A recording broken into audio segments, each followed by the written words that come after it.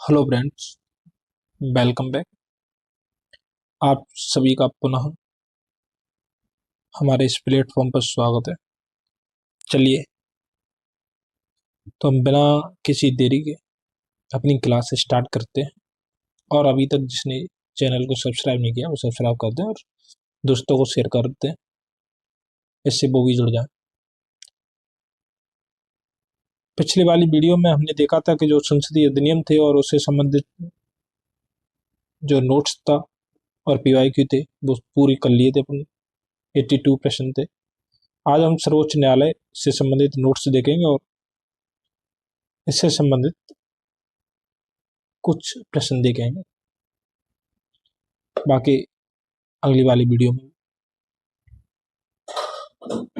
तो सर्वोच्च न्यायालय, सबसे पहले आप एक चीज ध्यान रखिए कि हमारे यहाँ पे सरकार के 3 अंग हैं। एक है कार्यपालिका,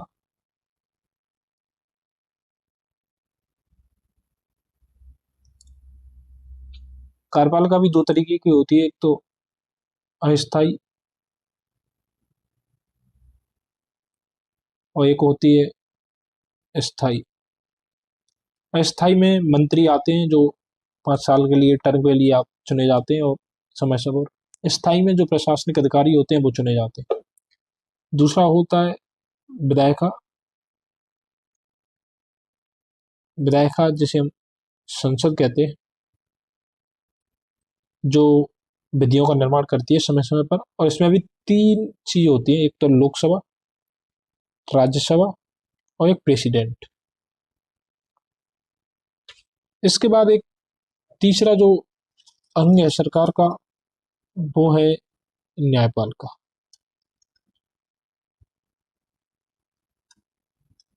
तो आज हम न्यायपालिका की बात करेंगे। न्यायपालिका में एक चीज है कि हमारे यहाँ पे जो न्यायपालिका हो एकीकृत है, यानी हमारे यहाँ पे न्यायपालिका का विभाजन किया गया है सेंटर के पूरी।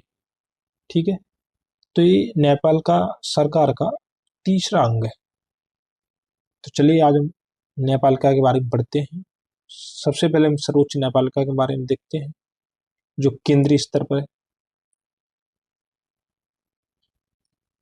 तो भारतीय संविधान के तहत एकीकृत न्याय व्यवस्था इंटीग्रेटेड है, इसका राज्यों और केंद्र के बीच विभाजन नहीं किया गया, की स्थापना की गई है, जिसमें शीर्ष पर सर्वोच्च न्यायालय, उसके अधीन उच्च न्यायालय तथा अधीनस्थ न्यायालयों की श्रेणियां होती है। चलिए एक चीज और बता देता हूँ कि इनका डिस्ट्रीब्यूशन कैसे किया गया है।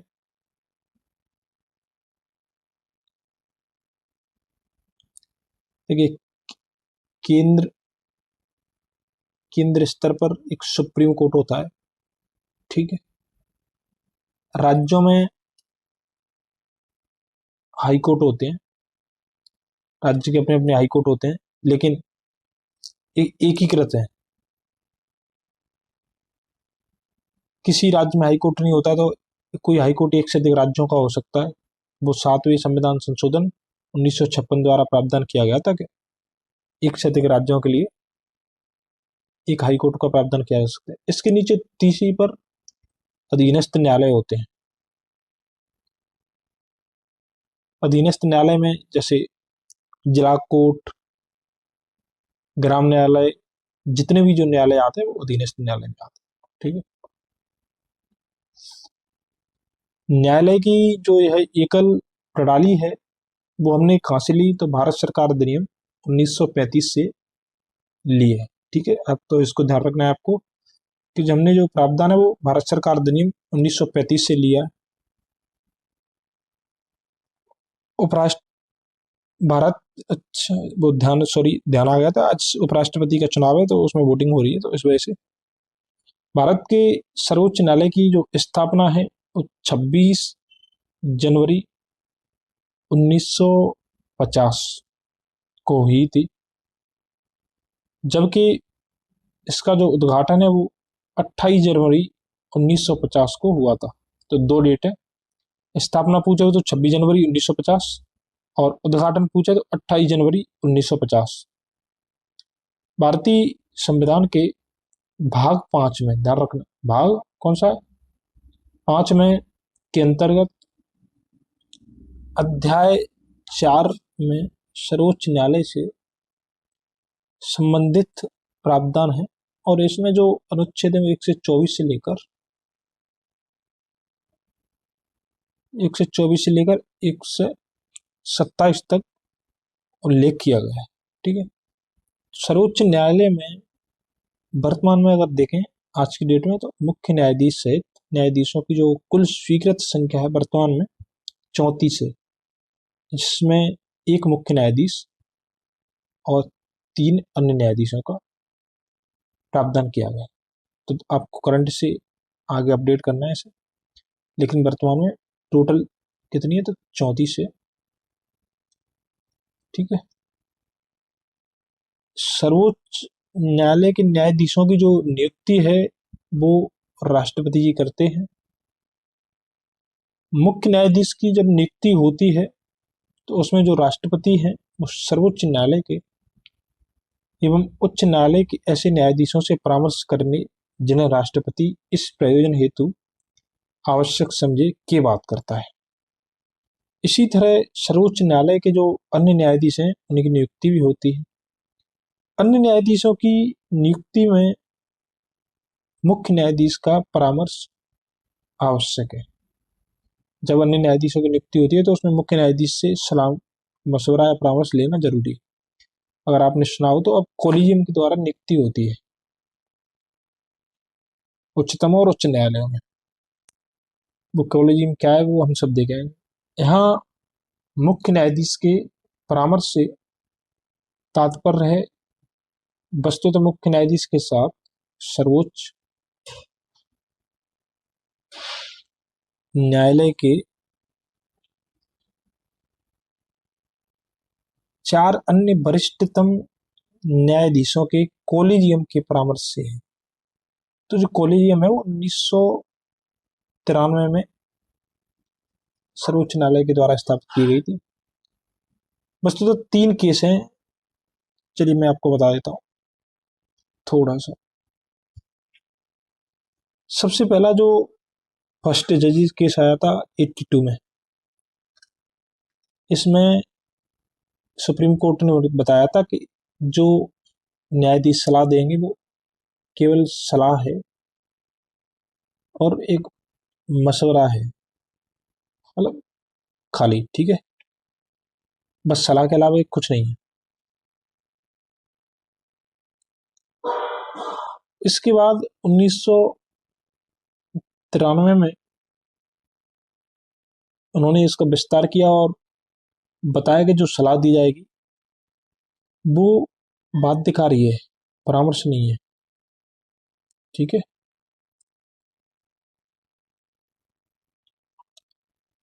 इसके बाद 1998 में फिर इन्होंने बताया था कि जो सलाह है वो न्यायाधीश और 4 अन्य वरिष्ठतम न्यायाधीशों की होगी। तो यहाँ से कोलिजियम का पूरा विकास मिलता है। इसके बाद जब हम देखते हैं कि जब एनडीए की सरकार आती है 2014 में, तो उन्होंने न्यायाधीशों की नियुक्ति के लिए एक आयोग बनाया था, NJAC, national judicial appointment commission, राष्ट्रीय न्यायिक नियुक्ति आयोग। इसमें बहुत प्रावधान किए गए थे, बट 2015 में उच्चतम न्यायालय ने जो ये आया था वो 99वें संविधान संशोधन के माध्यम से आया था।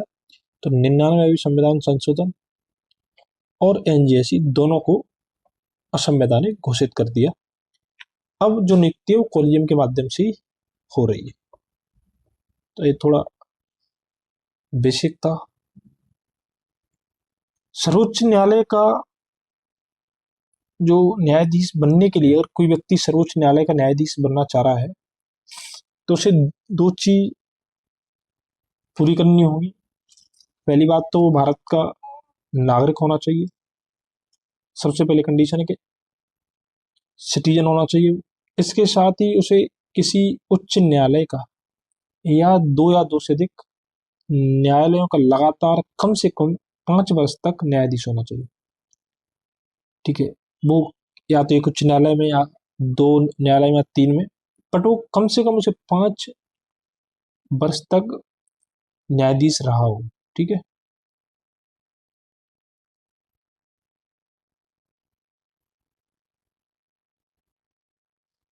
उसे या फिर उसे किसी उच्च न्यायालय या ऐसे 2 या अधिक न्यायालयों में मिलाकर कम से कम 10 वर्ष तक अधिवक्ता यानी एडवोकेट रहना चाहिए। या फिर अगर इनमें से अगर कोई भी नहीं है तो राष्ट्रपति के विचार में वो पारंगत विधिवेता हो। तो देखिए 3 कंडीशन है। पहला तो ये कि वो भारत का नागरिक होना चाहिए, ये कंपलसरी है। इसके बाद ये है कि अगर वो उच्च न्यायालय में किसी एक में या एक से अधिक उच्च न्यायालय में और 5 वर्ष तक न्यायाधीश रहा हो तो वो न्यायाधीश बनने के लिए योग्य। या फिर वो किसी उच्च न्यायालय या एक से अधिक न्यायालय में 10 वर्ष तक अधिवक्ता के रूप में उसने कार्य किया हो, एडवोकेट के रूप में, वकील के रूप में, तो वैलिड है वो। अगर इनमें से भी कोई नहीं है तो फिर तीसरी कंडीशन है वो राष्ट्रपति के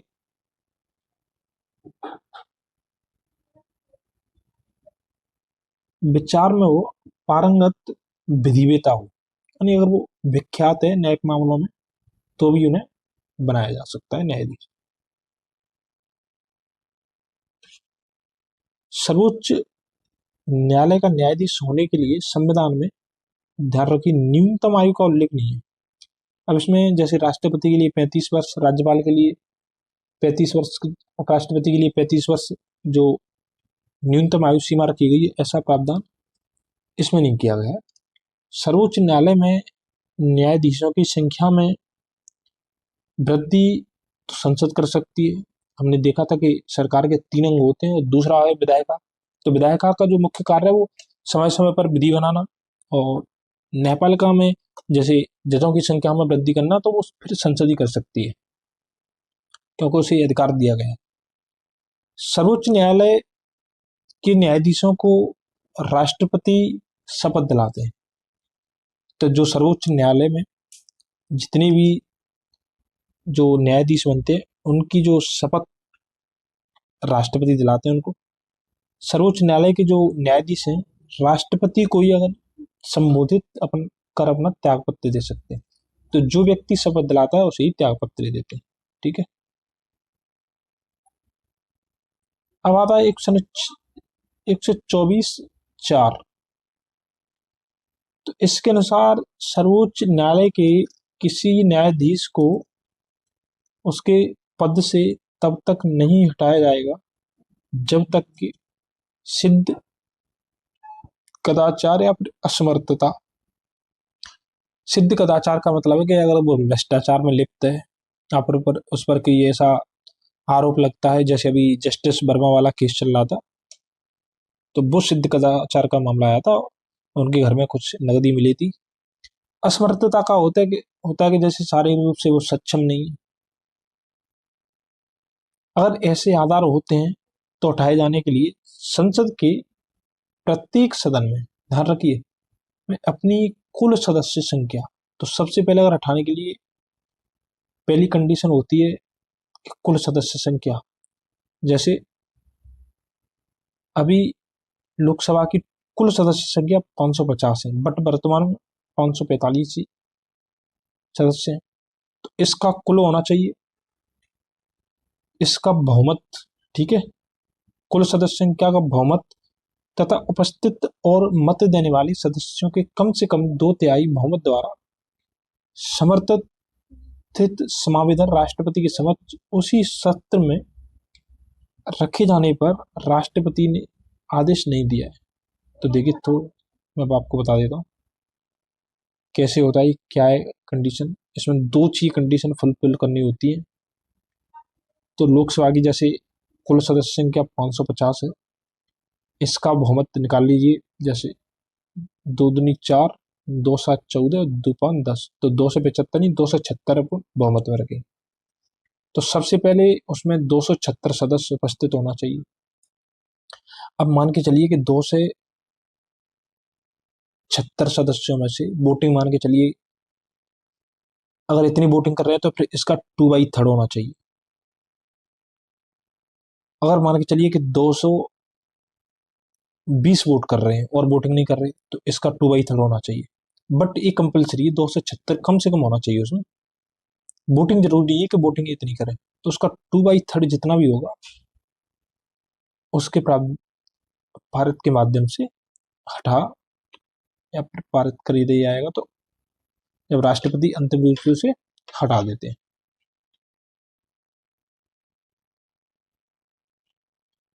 एक संसद ने एक न्यायाधीश जांच अधिनियम 1968 में बनाया था। इसमें कुल 7 धाराएं हैं, जिसमें उच्चतम एवं उच्च न्यायालय के जो न्यायाधीशों को पद से हटाए जाने हेतु समावेदन और उन पर लगाए गए, देखिए 2 आधार हैं, एक तो कदाचार और एक है असमर्थता। 2 आधारों पर किसी भी न्यायाधीश को हटाया जा सकता है।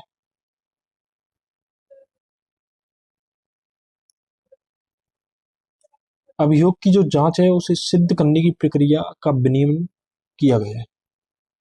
उच्चतम न्यायालय के न्यायाधीश की सेवानिवृत्ति की जो आयु 65 वर्ष है।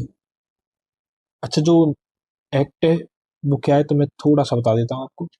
इसमें प्रावधान किया गया है कि जैसे अगर न्यायाधीश को और हटाने का अगर मामला आता है, जैसे जस्टिस वर्मा के लिए आया, तो अगर वो सबसे पहले राज्यसभा में आएगा तो 50 सदस्यों को उसकी अपनी संस्तुति देनी होगी।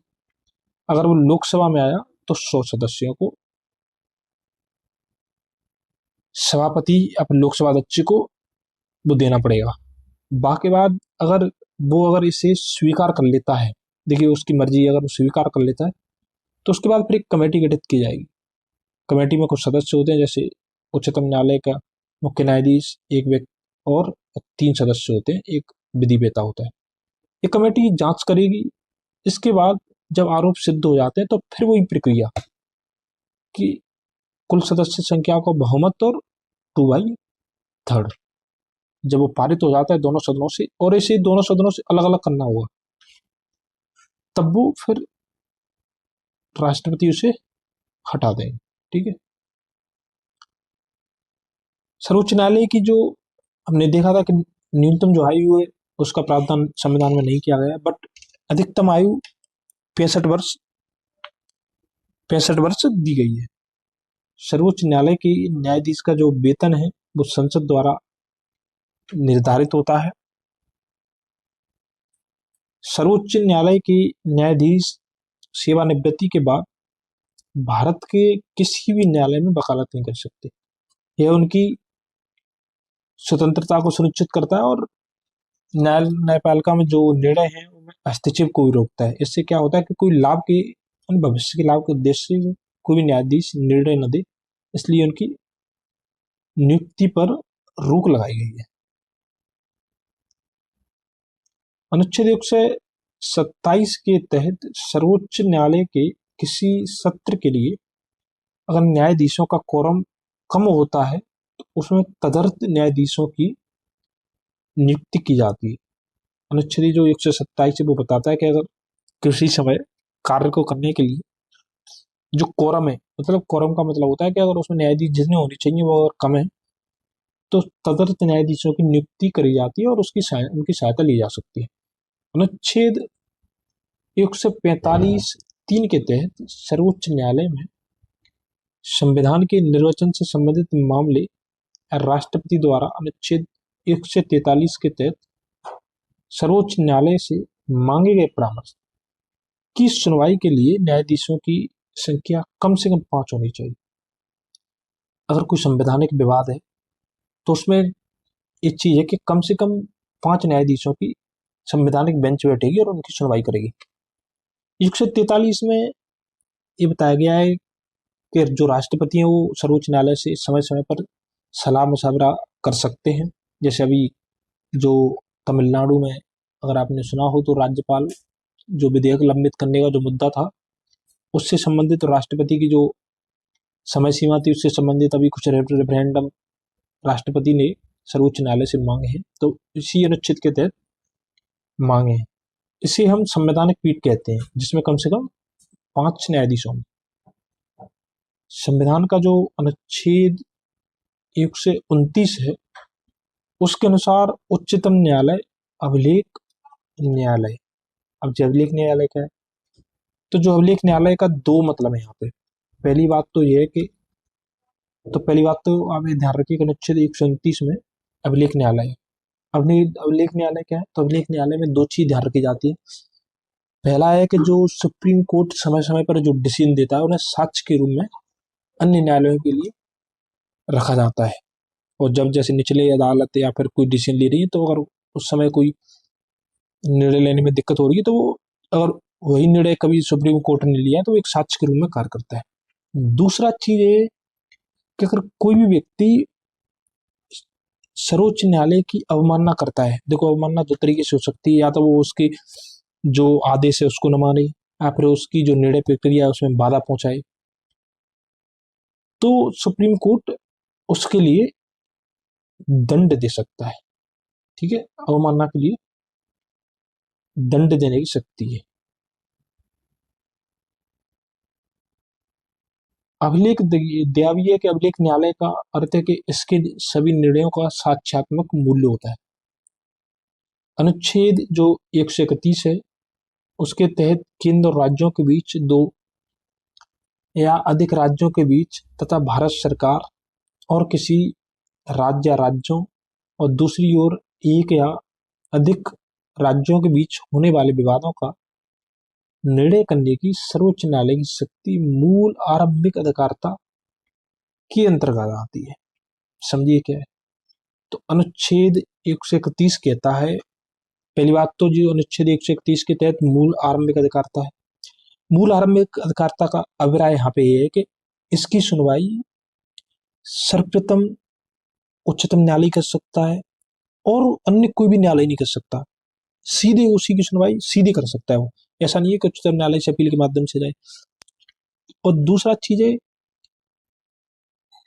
कि इसमें जो मामले हैं, अब इसमें मूल अधिकारिता में कैसे मामले आएंगे, तो इसमें या तो कोई संघीय विवाद से संबंधित मुद्दा हो, या फिर एक तरफ जैसे विभिन्न विभिन्न राज्यों के बीच अगर कुछ विवाद है तो वो वाला मुद्दा हो, या फिर एक तरफ संघ है एक तरफ एक से अधिक राज्य हैं, अगर वो वाला मुद्दा होता है तो भी इसकी सुनवाई हो सकती है।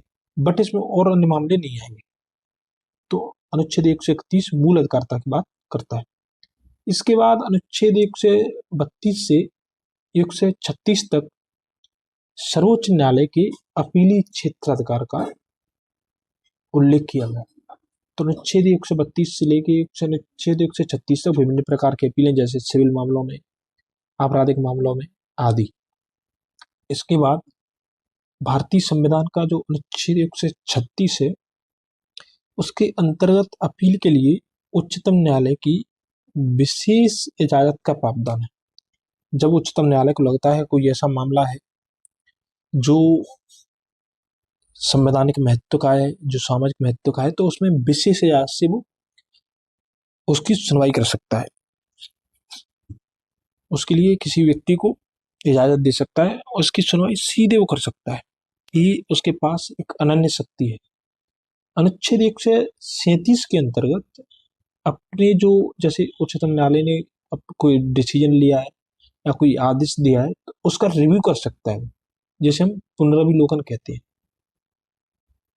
उच्चतम न्यायालय द्वारा पुनर्विलोकन किया जा सकता है। देखिए मैं बता देता हूँ कैसे, कि शुरू में जैसे 1967 में गोलकनाथ केस आया था, उसमें सर्वोच्च न्यायालय ने बताया था कि मूल अधिकार में जो संसद है वो संशोधन नहीं कर सकती और ये अनन्य है। उसके बाद 1973 में केशवानंद भारती केस आया था, तो उसमें सर्वोच्च न्यायालय ने बताया था कि संसद मूल अधिकारों में संशोधन कर सकती है, बट जो संविधान का बेसिक स्ट्रक्चर है, यानी इसमें एक बेसिक स्ट्रक्चर की थ्योरी दी थी केशवानंद भारती केस में, उसमें कोई छेड़छाड़ नहीं कर सकती। तो यानी उसने अपने जो पहले डिसीजन दिया था तो उसका रिव्यू किया था, उसमें चेंजिंग भी कर दी थी। ठीक है, संविधान की व्याख्या करने का जो अंतिम अधिकार है वो सर्वोच्च न्यायालय को। तो आपने देखा होगा कि समय समय पर सर्वोच्च न्यायालय ने व्याख्याओं के माध्यम से संविधान की संरक्षा की है। जैसे सबसे फेमस है तो वो केशवानंद भारती केस है 1973 का, उसमें बेसिक स्ट्रक्चर यानी संविधान की आधारभूत ढांचा, और उसमें बताया था कि जैसे संसदीय विशेषता और जैसे संघीय चरित्र, ये सब बेसिक स्ट्रक्चर है, यानी उसकी नींव है, और अगर इनको हटाया जाता है तो फिर संविधान की नींव ही हिल जाएगी। तो इनके साथ संसद छेड़छाड़ नहीं कर सकती। इस शक्ति के तहत सर्वोच्च न्यायालय द्वारा केंद्र व राज्य दोनों स्तरों पर विधायी व कार्यकारी आदेशों की संवैधानिकता की जांच की जाती है। क्या है इसमें? तो इसमें ये बताया गया है कि इसके तहत होता है कि जो सर्वोच्च न्यायालय वो केंद्र के अधिनियम या फिर किसी राज्य के अधिनियम, तो उनकी जो विधायिका के द्वारा जो अधिनियम बनाया गया, तो या कार्यकारी जो जो कार्यपालिका है उसके द्वारा जो आदेश है, उनकी संवैधानिकता की जांच करती है और ये देखती है कि ये कहीं संविधान के मूल्यों के विपरीत तो नहीं है, और अगर वो अधिकारतातीत पाए जाने पर की स्थिति में उन्हें वो अविधिक, असंवैधानिक और अवैध घोषित किया जा सकता है। तो कई जो प्रावधान है वो घोषित किए हैं, और उसमें जब से फेमस है वो 2015 में जो एनजीएसी बनाया गया था, तो उसे असंवैधानिक घोषित किया गया था, और 99 बाद जो संविधान संशोधन था वो भी असंवैधानिक घोषित किया गया था। सर्वोच्च न्यायालय को भारतीय संविधान का संरक्षक और अभिभावक कहा जाता है। तो संरक्षक इसलिए कहा जाता है कि जो सर्वोच्च न्यायालय की अंतिम जिम्मेदारी है संविधान की संरक्षा करना, और विभिन्न जब सरकारें तानाशाही रूप धारण करती हैं तो उस समय सर्वोच्च न्यायालय ही संविधान की सुरक्षा करता है। जैसे आपातकाल में देखते हैं तो उस समय इंदिरा गांधी जी ने कई परिवर्तन किए थे, बट उस समय भी संविधान की सुरक्षा के माध्यम से संविधान के मूल्यों को सर्वोच्च न्यायालय ने बनाए रखा। अभिभावक यानी अभिभावक का मतलब होता है जैसे किसी बच्चे के माता पिता कस्टडी, तो उनका वो संरक्षण करता है। तो संविधान का माता पिता कह सकते हैं अपन किसे बनाया गया है? सर्वोच्च न्यायालय को बनाया गया। अनुच्छेद 138 के तहत सर्वोच्च न्यायालय के अधिकार क्षेत्र को बढ़ाने का अधिकार संसद को है। संसद इसके जो अधिकार हैं उसमें समय समय पर वृद्धि कर सकती है। अनुच्छेद 139 क या 2 के तहत किसी उच्च न्यायालय में कोई ऐसी मामला चल रहा है या वाद चल रहा है, तो उसे किसी उच्च न्यायालय में जो भेजने का अधिकार है उस सर्वोच्च न्यायालय के पास है। जैसे कोई निचला कोर्ट है या फिर सुप्रीम ऐसे उच्चतम न्यायालय है, तो उसमें अगर कोई मामला चल रहा है तो सब सर्वोच्च न्यायालय को पूरी शक्ति है कि उस मामले को किसी अन्य न्यायालय में ट्रांसफर कर दे या फिर उसे वो खुद मंगाकर खुद सुनवाई कर ले। भारतीय संविधान के मौलिक ढांचे की या फिर आधारिक संरचना या बेसिक स्ट्रक्चर के सिद्धांत का जो स्रोत है, तो ध्यान रखिए जो बेसिक स्ट्रक्चर है वो कहीं संविधान में कहीं उल्लिखित नहीं है। इसका जो स्रोत है वो न्यायिक व्याख्या है। जैसी जैसी सुप्रीम कोर्ट ने अपनी न्यायिक व्याख्या की उसके माध्यम से इसे स्थापित किया गया है। केशवानंद भारती जो केस 1973 आया था उसी में बेसिक स्ट्रक्चर दिया गया था। तो मामले में सर्वोच्च न्यायालय ने संविधान के मौलिक ढांचे का सिद्धांत प्रतिपादित किया था। इसके तहत संविधान के किसी भी संशोधन की उच्चतम न्यायालय द्वारा समीक्षा की जा सकती है यदि वो संशोधन संविधान के मौलिक या आधारभूत ढांचे का उल्लंघन करता है। संविधान का जो अनुच्छेद 141 है उसके अनुसार सर्वोच्च न्यायालय द्वारा घोषित विधि भारत के सभी न्यायालयों पर आबद्ध कर होती है। 141 के तहत जब सर्वोच्च न्यायालय कोई डिसीजन देता है तो सभी न्यायालयों के लिए बाध्य है। अनुच्छेद 142 में उच्चतम न्यायालय की डिक्री या कोई डिक्री है या फिर कोई उसका आदेश है कि प्रवर्तन या प्रकटीकरण आदि के बारे में आदेश संबंधी प्रावधान है। तो आपने देखा होगा कि सर्वोच्च न्यायालय ने जो कर्नाटक राज्यपाल ने विधेयकों को लंबित रखा था उन्हें आदेश देते हुए पारित करा दिया। तो वो किस अनुच्छेद के तहत किया था? अनुच्छेद 142 के तहत किया था। अनुच्छेद 142 के तहत जब प्रयोग किया तो उसने राज्यपाल की जो समय सीमा है विधेयकों को लंबित रखने की वो भी सुनिश्चित करी थी और राष्ट्रपति के लिए भी करी थी। तो अनुच्छेद 142 के तहत करी थी। जब ये मामला सरकार को लगा के उच्चतम न्यायालय सरकार के कार्यों में हस्तक्षेप कर रहा है तो अनुच्छेद 143 के तहत राष्ट्रपति विधि या तथ्य के व्यापक महत्व के प्रश्न पर सर्वोच्च न्यायालय से परामर्श ले सकते हैं। तो उन्होंने रेफरेंडम के लिए या परामर्श के लिए कुछ ये पॉइंट भेजे थे, तो अनुच्छेद 143 के तहत भेजे थे। अब हम कुछ प्रश्न देख लेते हैं। तो सबसे पहला जो प्रश्न है कि भारत में उच्चतम न्यायालय का उद्घाटन किस तिथि को हुआ था? तो ऑप्शन बी 28 फरवरी 1950। और अभी तक कोई नहीं जुड़ा है तो वो भी जुड़ जाए और आप शेयर कर दीजिए, इससे सभी क्लास में उपस्थित हो जाए। भारत में उच्चतम न्यायालय का जो उद्घाटन है वो 28 जनवरी 1950 को हुआ था, जबकि इसकी स्थापना भारतीय संविधान के अनुच्छेद 124 के तहत 26 जनवरी 1950 को हुई थी। तो देखिए, दो डेट आपको ध्यान रखनी है। स्थापना 124 में दिया गया है कि भारत का एक सर्वोच्च न्यायालय होगा और 26 जनवरी 1950 को, बट उद्घाटन 28 जनवरी 1950 को हुआ था। भारत के सर्वोच्च न्यायालय की स्थापना हुई थी तो भारतीय संविधान के द्वारा, ठीक है। तो भारतीय संविधान में सर्वोच्च न्यायालय का प्रावधान किया गया है।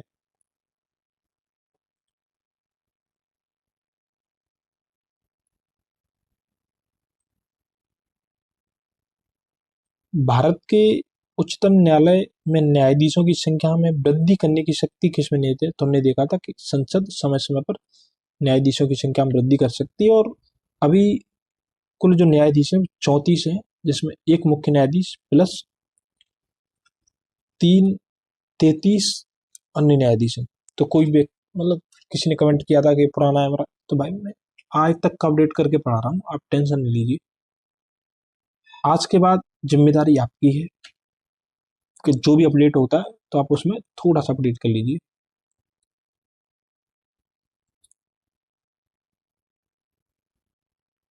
तो भारतीय संविधान के अनुच्छेद 124 में उच्चतम न्यायालय के गठन के संबंध में प्रावधान किया गया है, जिसमें यह कहा गया है कि उच्चतम न्यायालय में एक मुख्य न्यायाधीश, देखिए शुरू में एक मुख्य न्यायाधीश था और 7 अन्य न्यायाधीश होंगे, ये प्रावधान था। तो कुल 8 न्यायाधीशों का प्रावधान था मूल संविधान।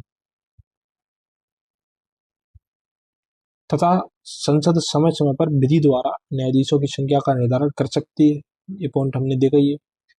इसी को ध्यान में रखते हुए संसद ने न्यायाधीशों की संख्या को निर्धारित करने के लिए 1956 में अधिनियम पारित किया था और न्यायाधीशों की संख्या 10 कर दी। वर्तमान में उच्चतम न्यायालय के न्यायाधीशों की अधिकतम स्वीकृत संख्या मुख्य न्यायाधीश के अतिरिक्त 33 है। तो उसमें दो तरीके से प्रश्न हो सकता है कि मुख्य न्यायाधीश के अतिरिक्त कितनी है, तो 33 है, और कुल पूछे तो 34 लगाना है।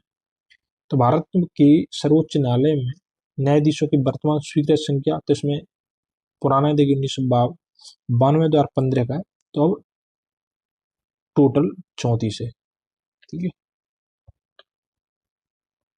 और ये प्रावधान अनुच्छेद 124 में न्यायाधीशों की संख्या का उल्लेख है, हमने देखा था। तो वर्तमान में कब 2019 में ये प्रावधान किया गया है, 30 से बढ़ाकर 33 कर दिए और टोटल 34 है। तो ये डेट आपको ध्यान रखना, कब 2019 में, तब से अभी कोई परिवर्तन नहीं हुआ है इसमें। जब भी परिवर्तन होगा तो आपको हम जरूर बताएंगे। सर्वोच्च न्यायालय में एक मुख्य न्यायाधीश के अतिरिक्त देखिए कितने न्यायाधीश होते हैं, तो देखिए मूल संविधान में 7 न्यायाधीश थे और एक प्लस 7, टोटल कितने थे, 8 थे। अब इसमें कोई नहीं दिया, तो अब कितने हो गए, 33 अन्य।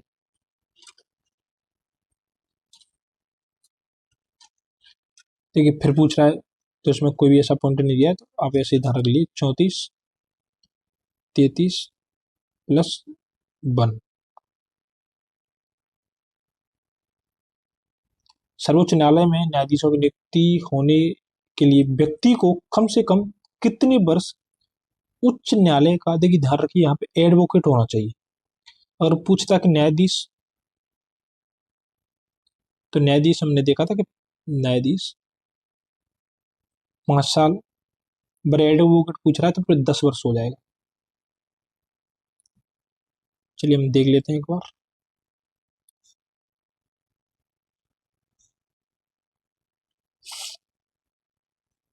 तो संविधान का जो अनुच्छेद 124 है उसके अनुसार उच्चतम न्यायालय के जो न्यायाधीशों की नियुक्ति होती है, उच्चतम न्यायालय का जो प्रत्येक न्यायाधीश है राष्ट्रपति द्वारा नियुक्त किया जाता है। कैसे? तो कॉलेजियम के द्वारा। राष्ट्रपति उच्चतम न्यायालय या उच्च न्यायालय में किसी भी न्यायाधीश की नियुक्ति भारत के मुख्य न्यायाधीश की राय के अनुसार करेगा।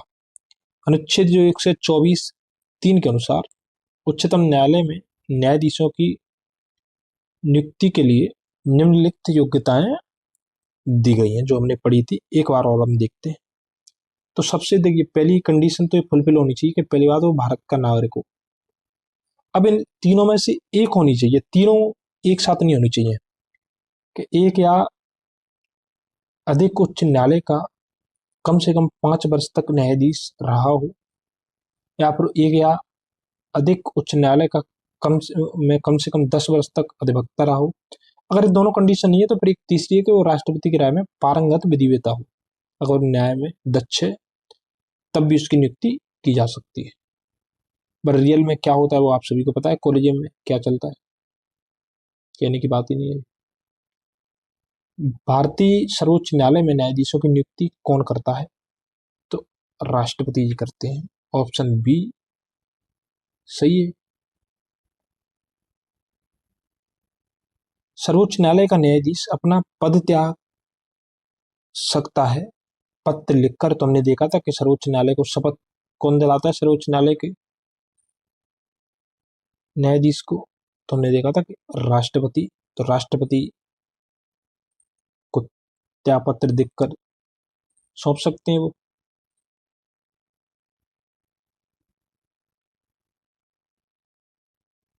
तो भारतीय संविधान के अनुच्छेद 124(2) के परंतुक में क के अनुसार सर्वोच्च न्यायालय का कोई न्यायाधीश राष्ट्रपति को संबोधित अपने हस्ताक्षर सहित लेख द्वारा अपना पद त्याग सकता है। राष्ट्रपति अपने हस्ताक्षर और मुद्रा सहित आधिपत्य वारंट द्वारा उच्चतम न्यायालय के प्रत्येक न्यायाधीश की नियुक्ति करता है।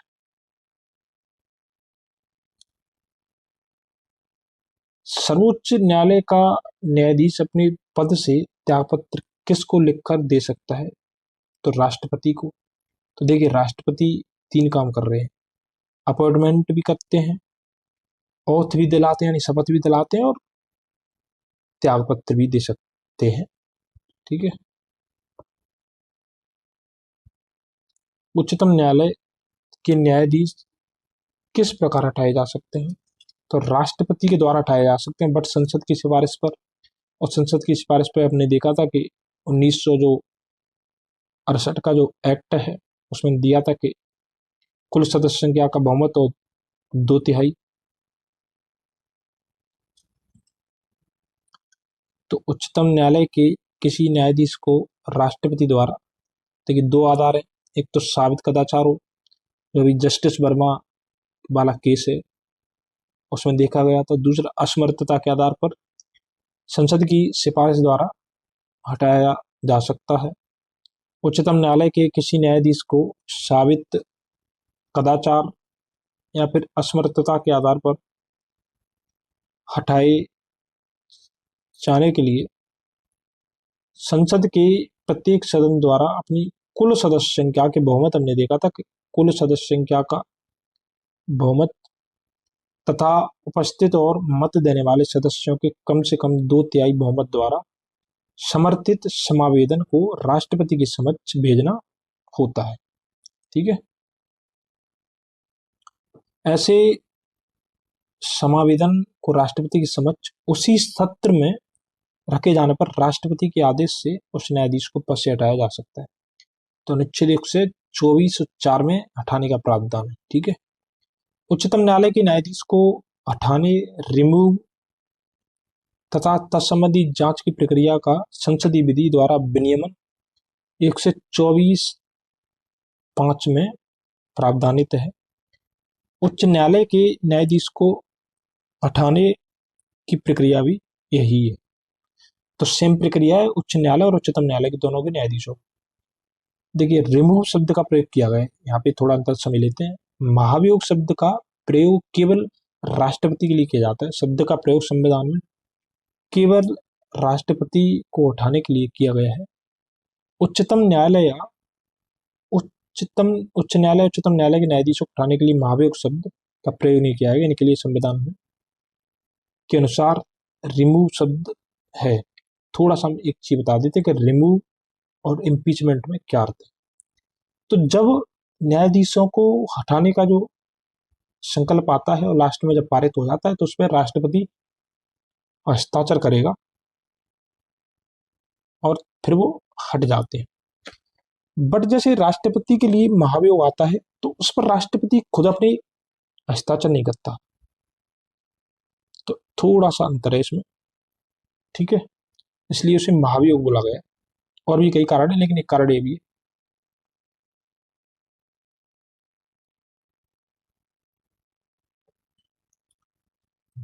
निम्नलिखित कथनों पर विचार कीजिए, जो इम्पोर्टेंट हो सकता है क्योंकि वर्तमान में जैसे वो उसके लिए कमेटी गठित करी गई है जस्टिस वर्मा केस के लिए।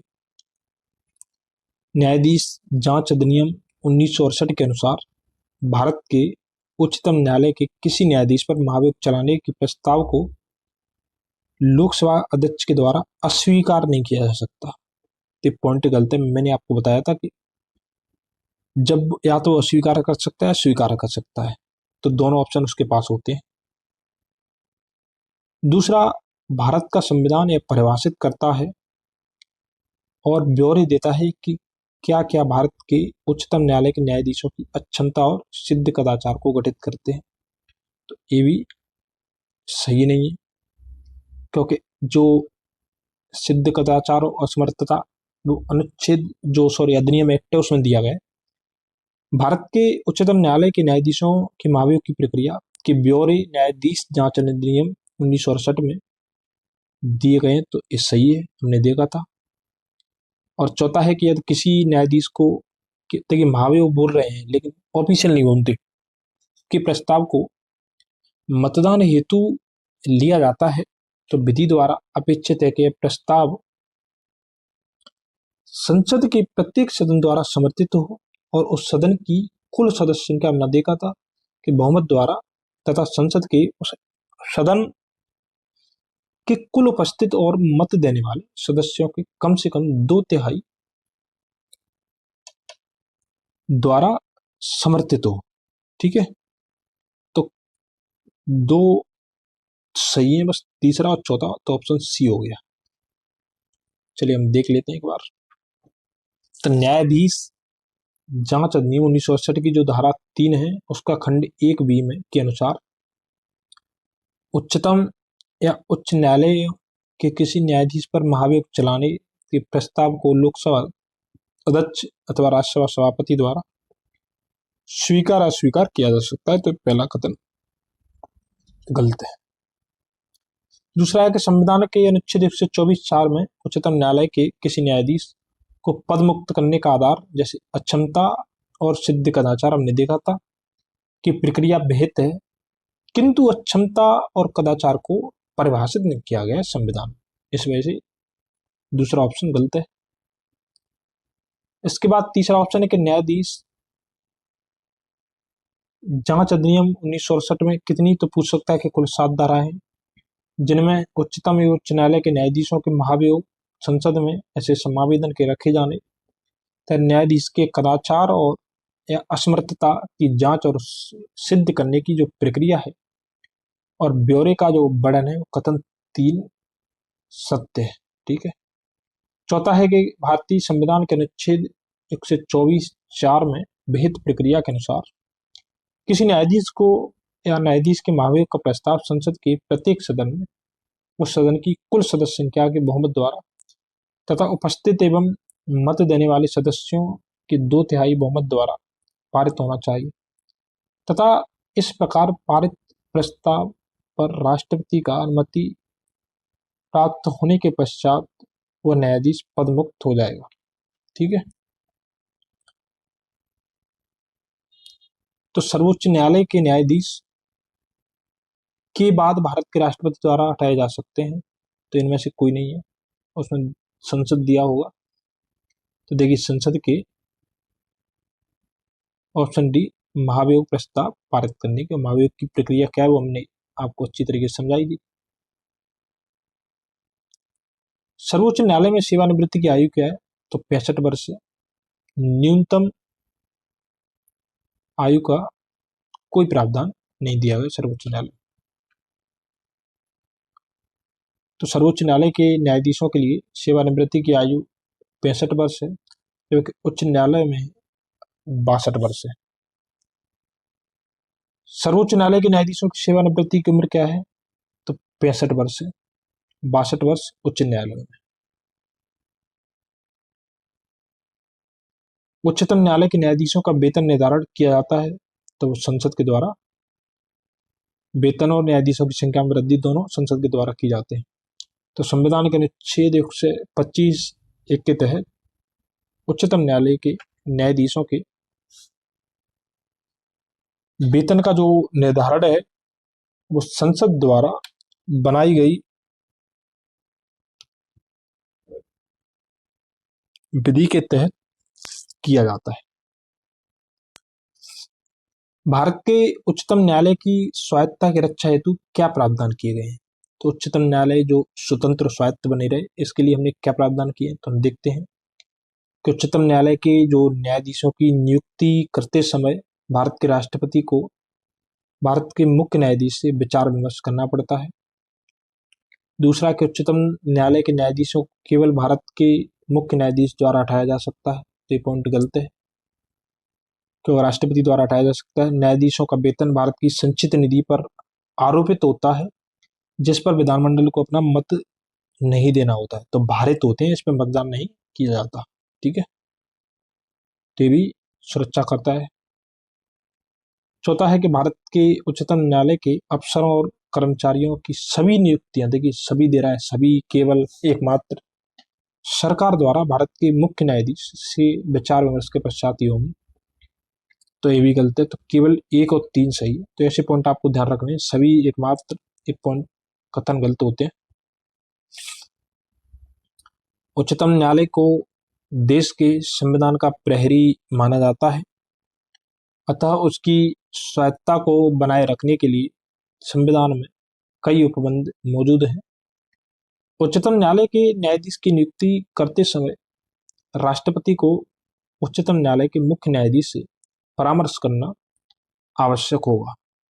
न्यायाधीशों को राजनीति के प्रभाव से दूर रखने के लिए उनका वेतन भारत की संचित निधि पर भारित होता है। भारत का मतलब कि इस पर मतदान नहीं हो सकता, चर्चा हो सकती है, जिसके लिए संसद में मतदान नहीं होता। ठीक है,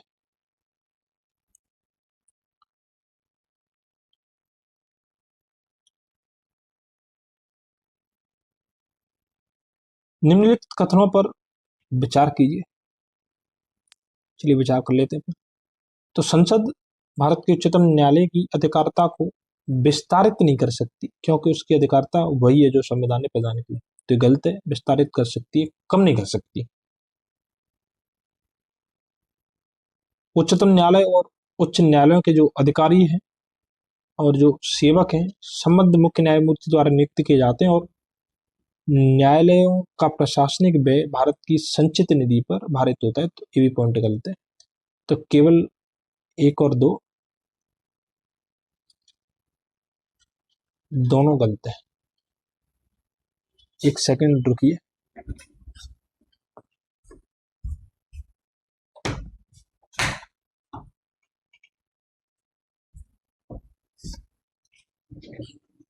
चलिए कंटिन्यू करते हैं। तो संविधान के अनुच्छेद 138 के तहत संसद विधि बनाकर उच्चतम न्यायालय की संघ सूची के संबंध में अतिरिक्त अधिकारिता को विस्तारित कर सकती है। कथन एक गलत है। उच्चतम न्यायालय के अधिकारी और जो सेवक हैं अनुच्छेद 146(1) के तहत तथा उच्च न्यायालयों के जो अधिकारी और सेवक हैं वो अनुच्छेद 229(1) के तहत संबंध जो न्यायमूर्ति हैं मुख्य न्यायमूर्ति द्वारा या उसके द्वारा निर्दिष्ट जो न्यायाधीश अधिकारी द्वारा नियुक्त किए जाते हैं। इनमें सरकार का कोई हस्तक्षेप नहीं होता। तथापि अनुच्छेद 146(5) के तहत जहां उच्चतम न्यायालय का प्रशासनिक व्यय भारत की संचित निधि पर भारित होता है, वहीं अनुच्छेद 229(3) के तहत उच्च न्यायालय का जो प्रशासनिक व्यय है वो राज्य की संचित निधि पर भारित होता है। इस प्रकार कथन दो भी गलत है। तो राज्य का जो उच्च न्यायालय है उसका जो वेतन है उस राज्य की संचित निधि पर भारित होता है। सेवानिवृत्त होने के पश्चात सर्वोच्च न्यायालय के न्यायाधीश वकालत कर सकते हैं। तो हमने देखा था कि जो सर्वोच्च न्यायालय के न्यायाधीश है किसी भी न्यायालय में नहीं कर सकते, ठीक है, क्योंकि पहली बात तो ये जब सर्वोच्च न्यायालय में आते हैं तो निचले न्यायालयों से ही होकर आते हैं, और दूसरा इनकी जो स्वतंत्रता और जो निर्णय है वो पक्षपात पूर्ण हो, इस वजह से ये प्रावधान किए गए हैं। तो संविधान के अनुच्छेद 124(7) के अनुसार सेवानिवृत्त होने के पश्चात सर्वोच्च न्यायालय के न्यायाधीश किसी भी न्यायालय में वकालत नहीं कर सकते, जबकि अनुच्छेद 120 के अनुसार उच्च न्यायालय के जो न्यायाधीश हैं सेवानिवृत्त होने के बाद उच्चतम न्यायालय में एवं अन्य उच्च न्यायालयों, जिस उच्च न्यायालय में स्थायी न्यायाधीश रहे हों उसमें नहीं में वकालत कर सकते हैं।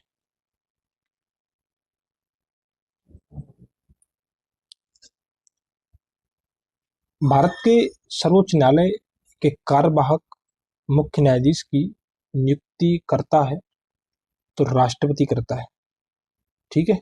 कौन करता है? तो कार्यवाहक की नियुक्ति राष्ट्रपति करता है।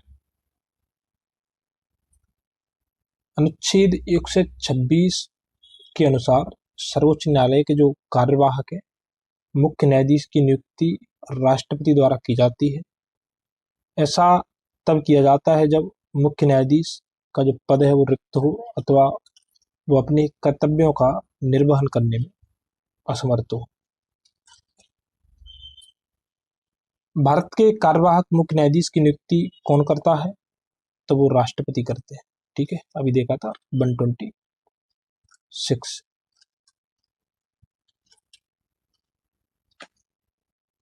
सर्वोच्च न्यायालय के न्यायाधीशों की नियुक्ति की जाती है राष्ट्रपति के द्वारा सर्वोच्च न्यायालय के मुख्य न्यायाधीश से परामर्श के साथ। तो इसमें कंपलसरी है परामर्श मानना।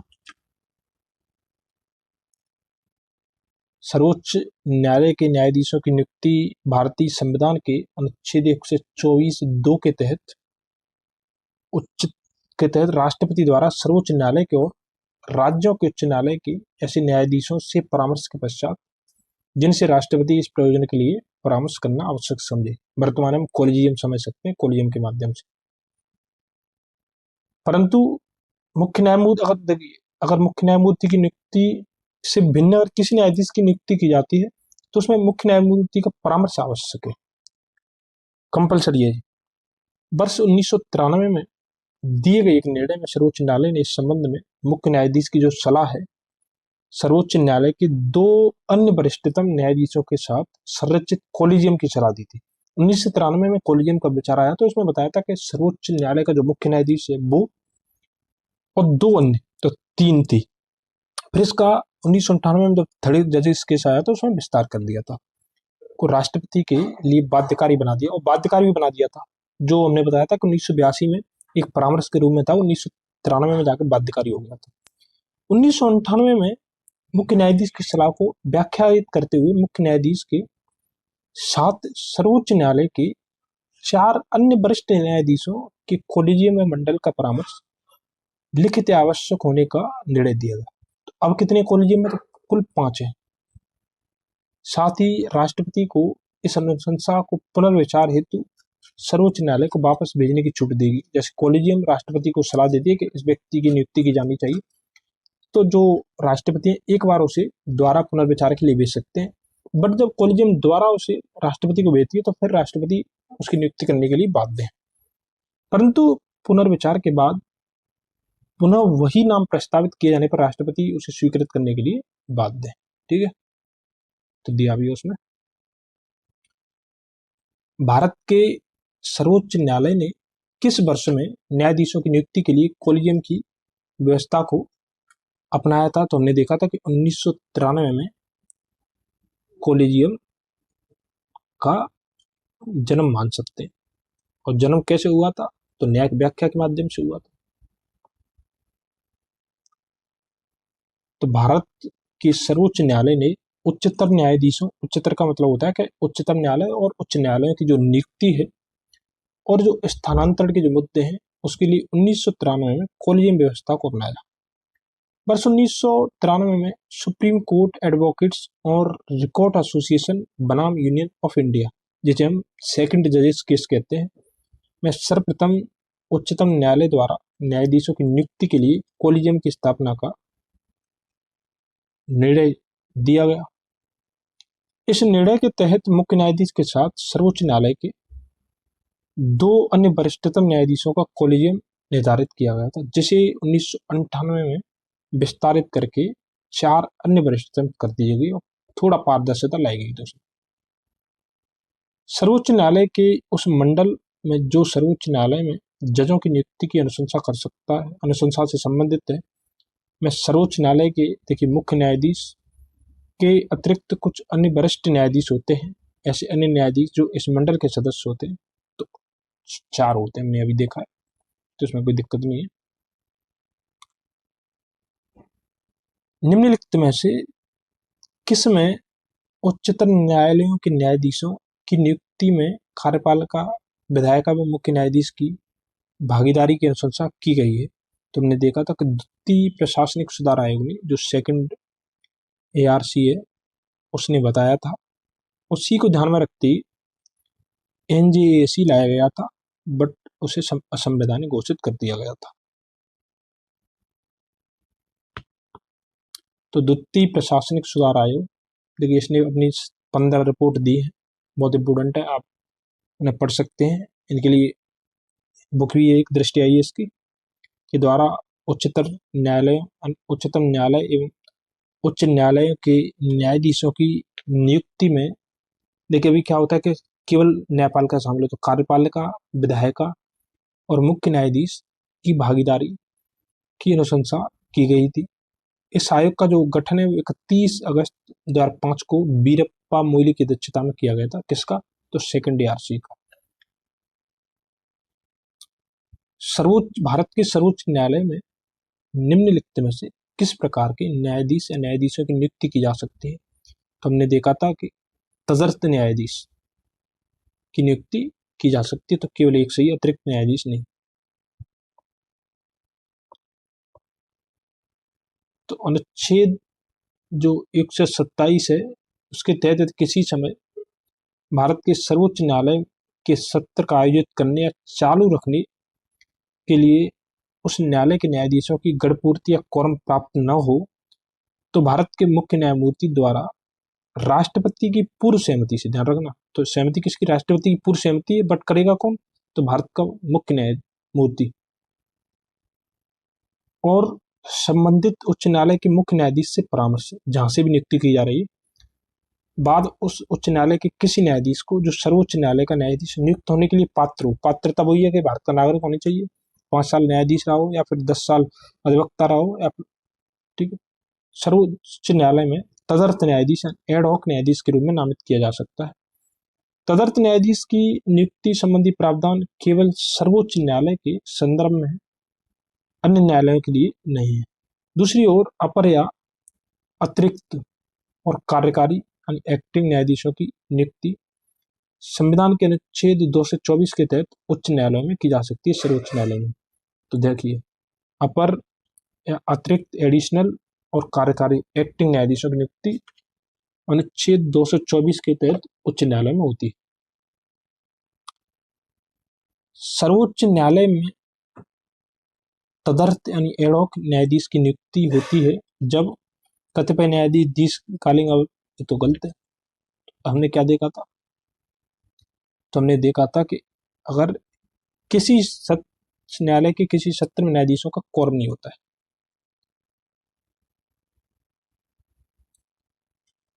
भारतीय संविधान में तदर्थ न्यायाधीशों की नियुक्ति का प्रावधान है तो देखिए तदर्थ पूछ रहा है वो, तदर्थ केवल सुप्रीम कोर्ट में होती है।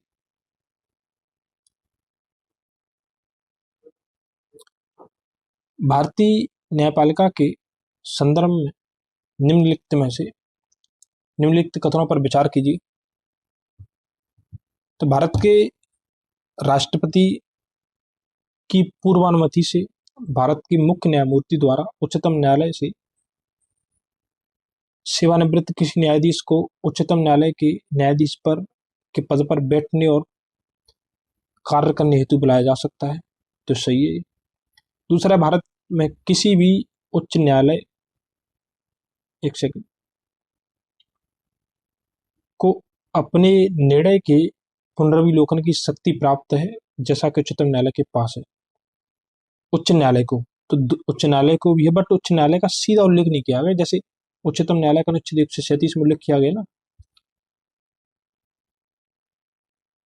तो संविधान का जो अनुच्छेद 128 है उसके अनुसार भारत का जो मुख्य न्यायमूर्ति है वो किसी भी समय राष्ट्रपति की पूर्व सहमति चाहिए। उच्चतम न्यायालय का कोई न्यायाधीश रहा हो या पहले, या किसी जैसे उच्च न्यायालय का न्यायाधीश रहा किसी व्यक्ति जो उच्चतम न्यायालय का न्यायाधीश नियुक्त होने के समय हर्त है, उच्च न्यायालय के न्यायाधीश के रूप में बैठने और कार्य करने के लिए अनुरोध कर सकता है। अनुच्छेद जो 215 है उसके तहत प्रत्येक जो उच्च न्यायालय वो अभिलेख न्यायालय होता है तथा उसको अपनी अवमानना के लिए दंड देने की शक्ति होती है। साथ ही ऐसे न्यायालय की जो सभी शक्तियां प्राप्त हैं पोट्टा कालाथिल रामाकृष्ण बनाम तहसीलदार तिरूर एवं अन्य बाद में निर्णय दिया गया कि अभिलेख न्यायालय होने के कारण उच्च न्यायालय संविधान के अनुच्छेद 226 के तहत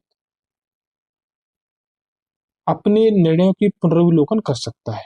ठीक है, संविधान तो ये दिया था पोट्टा कालाथिलवाद में।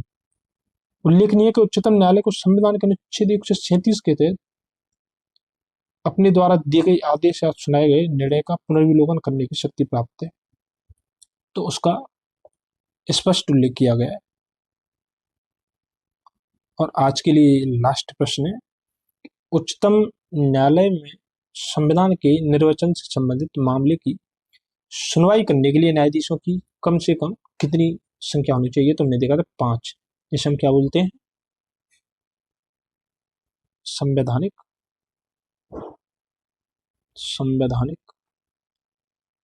पीठ बोलते हैं। ठीक है, जिसमें कम से कम 5।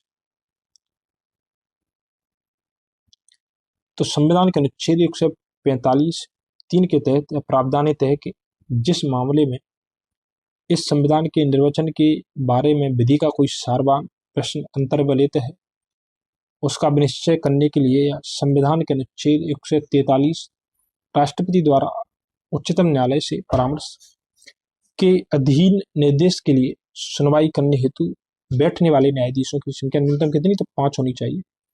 इस प्रकार उच्चतम न्यायालय में संविधान के निर्वचन से संबंधित मामले की सुनवाई करने के लिए न्यायाधीशों की संख्या कम से कम कितनी? तो 5 होनी चाहिए।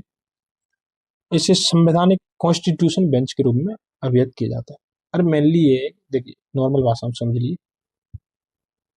कि कोई ऐसा विषय जो संवैधानिक महत्व का है और संविधान की व्याख्या से संबंधित है, तो उसमें कम से कम 5 न्यायाधीश होने चाहिए। इसे संवैधानिक पीठ भी बोलते हैं। ठीक है, तो आज के लिए अपने यहीं पे होल्ड करते हैं। तो अंत में जिसने अभी सब्सक्राइब नहीं किया है अब तो कर दीजिए, और देखिए एक कमेंट जरूर करिए। कमेंट के बाद हमसे बताइए आप हमें कि क्लास को और कैसे अच्छा किया जा सकता है। एक और सूचना कि अगर आपको जैसे यूजीसी नेट की अगर कोई प्रिपेयर कर रहा है तो उसके लिए रामप्रसाद यूजीसी नेट है, उस पर जाइए और आप धूम धड़ाके से आराम से तैयार कीजिए बिना किसी शुल्क के, फ्री में। देखिए मेरा उद्देश्य है शिक्षा को सार्वभौमिक पहुंच सुनिश्चित करना। पैसे में से का कोई टेंशन नहीं है, मेरे पास में बहुत पैसा है, कोई दिक्कत नहीं है। बस मुझे मजा आता है पढ़ने में और पढ़ाने में। और अगर आपको आईएएस और पीसीएस को टारगेट करना है तो रामप्रसाद आईएएस पर जाइए वहाँ पे। और करंट से संबंधित आपको जानना है कि जो करंट है उस वो रियल न्यूज क्या है, तो वहाँ पे जाइए डॉक्टर कैलाश चंद्र के नाम से लिंक उसमें दिए, डिस्क्रिप्शन में दिए, आप वहाँ पे जाके देख सकते हैं। और टेलीग्राम, फेसबुक सभी को सब्सक्राइब कर लीजिए। इससे क्या है कि जो भी कोई नोटिफिकेशन है या कोई भी अपडेट है वो आपको तुरंत मिल जाएगी। जो बेल आइकन वाला बटन है उसको भी दबा दीजिए। तो आज के लिए इतना काफ़ी है। आज शायद मैं वो जो कैलाश चंद्र, डॉक्टर कैलाश चंद्र के नाम से, उससे करंट से जो संबंधित रियल न्यूज है, Kailash news and analysis, KNA के नाम से, नाम डॉक्टर कैलाश चंद्र है, तो वहाँ पे शायद आज स्टार्ट कर दूं मैं समय रहते, तो फिर डेली वो आपको मिलती रहेगी। धन्यवाद दोस्तों, आज के लिए हम यहीं पे समाप्त करें। Thank you.